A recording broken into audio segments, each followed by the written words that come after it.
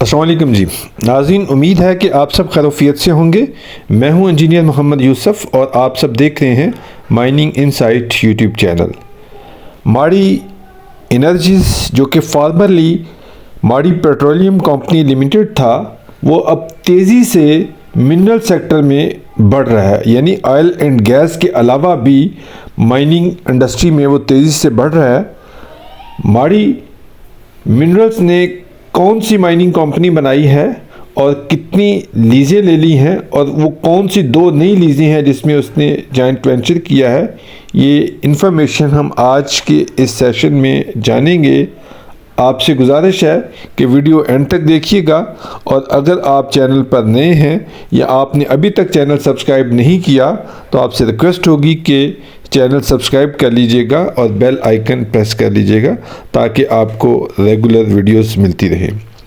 नाज़रीन, माड़ी एनर्जीज़ जिसका पुराना नाम माड़ी पेट्रोलियम कंपनी लिमिटेड था, 4 दिसंबर 1984 में इस्टेब्लिश की गई। ये एक पब्लिक लिमिटेड कंपनी है जो कि ज़्यादातर ऑयल एंड गैस पे काम करती है, और अल्हम्दुलिल्लाह इसने बहुत अच्छा वर्क किया है, और शायद OGDCL के बाद ये सबसे बड़ी पाकिस्तान की ऑयल एंड गैस कंपनी है।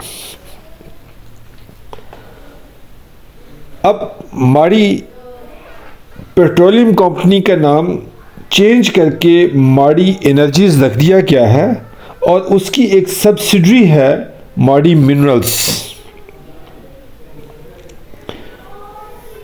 जो कि पहले इसका नाम भी माड़ी एक्सप्लोरेशन लिमिटेड था। अब उसका नाम माड़ी मिनरल्स लिमिटेड रख दिया गया है। वो अल्हम्दुलिल्लाह बड़ी स्पीड के साथ मेटालिक मिनरल्स में आगे बढ़ रही है।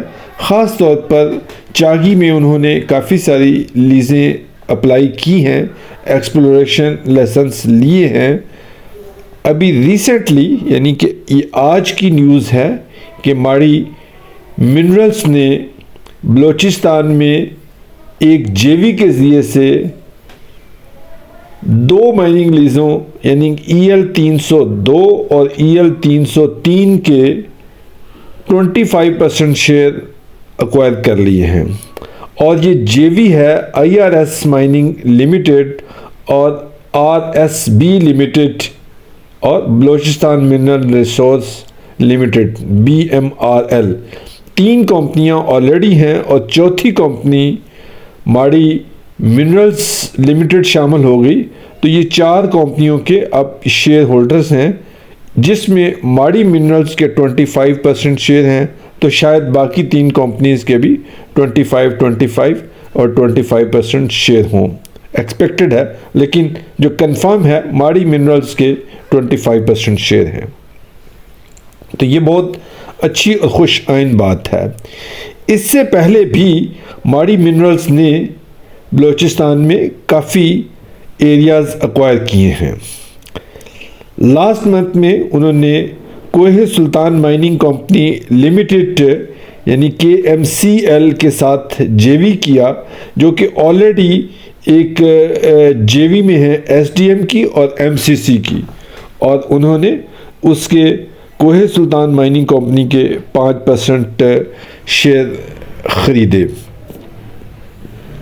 और उससे लास्ट मंथ में एक और एरिया में माड़ी पेट्रोलियम में 87.5% शेयर ख़रीदे। तो इस तरीके से माड़ी मिनरल्स बड़ी एग्रेसिवली मिनरल सेक्टर पर आ रही है, और ना सिर्फ माड़ी एनर्जीज़ बल्कि PPL, OGDCL, माड़ी पेट्रोलियम, PMDC, FWO, ये तमाम बड़ी जो कंपनीज़ हैं पाकिस्तान की, वो अब मिनरल सेक्टर में आ रही हैं। और मैं ये देख रहा हूँ कि अगले आने वाले सालों में पाकिस्तान का मिनरल सेक्टर इंशाल्लाह ग्रो करेगा।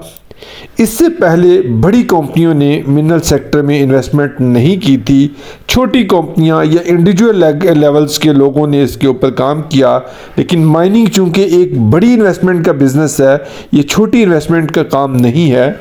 ख़ास तौर पे मेटालिक मिनरल्स में उसका एक्सप्लोरेशन वर्क, फिर उसके प्लांट प्रोसेसिंग, ये तमाम चीज़ें बड़ी इन्वेस्टमेंट इसके लिए दरकार होती हैं, जो कि एक छोटी कंपनी या एक इंडिविजुअल इन्वेस्टर्स के बस की बात नहीं होती है।